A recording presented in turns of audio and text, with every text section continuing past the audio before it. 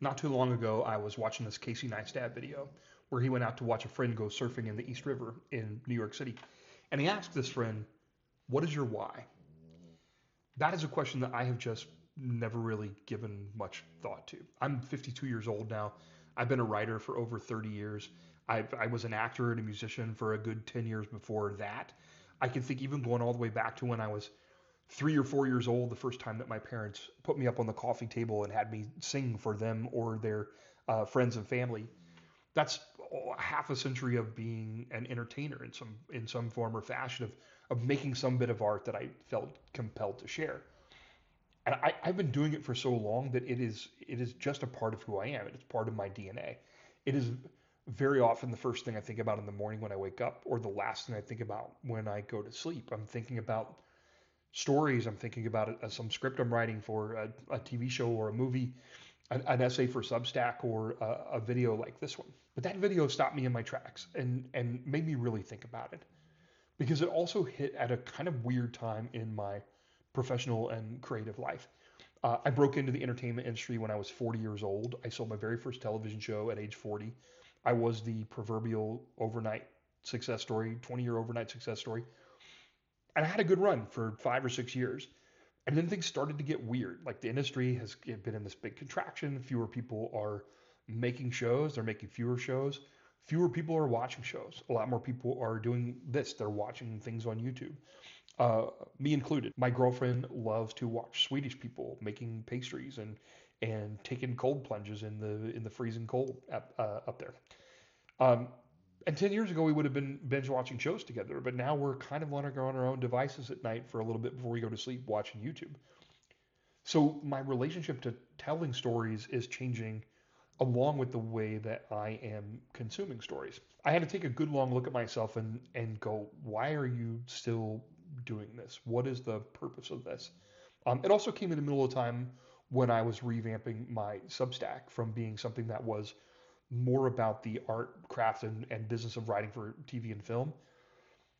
Because to be honest, I'm not sure how much of that is going to be relevant even a year from now. I don't know how much of that is going to stick. But here's what I do know. I know about what it's like to wake up every morning and try to be a good person and to search for meaning and purpose and to find joy in the ordinary days. That's stuff that I really enjoy talking about right now and enjoy writing about. Um, but still, the question remains: why? So I wrestled with that question for a number of days, and then I took my journal outside and I just started writing. And I want to share what I come up with because I feel like sharing my why with you. If there's somebody out there who's struggling to articulate it for themselves or hasn't really asked this question of themselves, maybe it will help you too. And I do think it's a really helpful exercise for reasons that I'll tell you after I share what mine is. So here's the longer version of my why.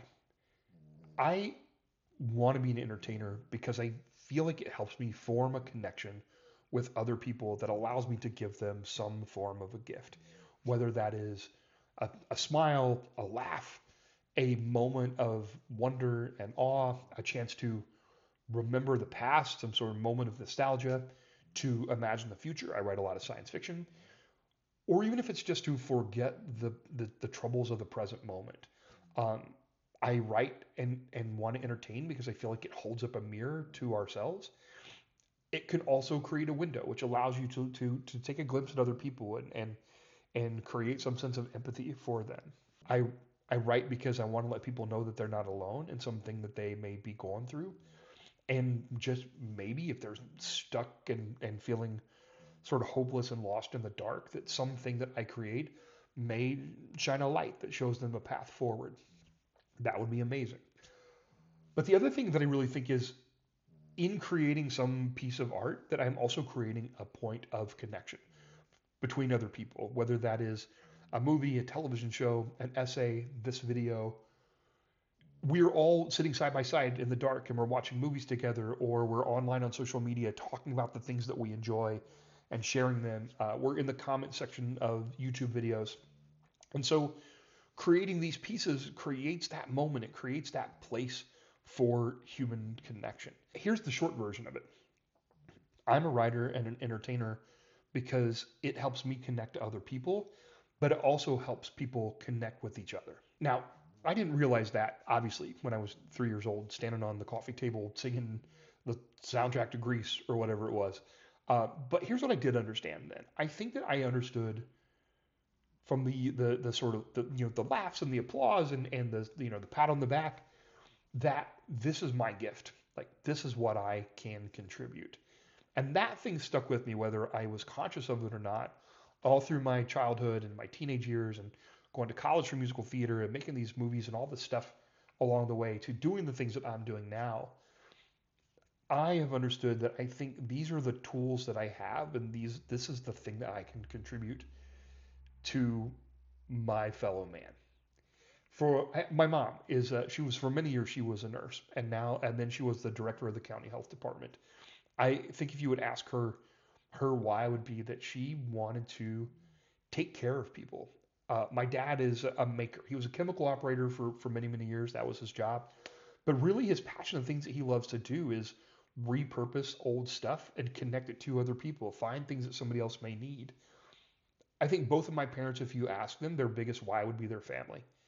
They didn't. I'm sure they love their jobs, but the thing that they love most about it, I shouldn't put words in their mouth. I would imagine if you asked them, the thing that they would say is their why is they had to pay the bills because they had 3 kids and they wanted to raise a family. And by the way, I think that that's an amazing why for anybody. That may be a why for a lot of people watching this right now. Your why is like, I want to pay my bills because I don't want to live on the street and I want to feed my kids and my dog. That has been the case for me many a time too. My dog is sleeping next to me right now, and it's like, as I often tell her, that rotisserie chicken doesn't by itself, right? Um, my sister Amy is a high school counselor now and a coach. And I imagine if you asked her, her why would be that she wants to help kids. My sister Tracy is a production coordinator. She's also a writer and a poet. She has this great gift for using her skills to connect people together, to take care of people, to create this great vibe among the people that she works with and on set. But then she also has her stories to tell. My girlfriend Julie, she has been an actor for as long as I have been doing my stuff, and I think she would probably say the same thing that she writes. Well, one, that she's an actor because she loves entertaining people.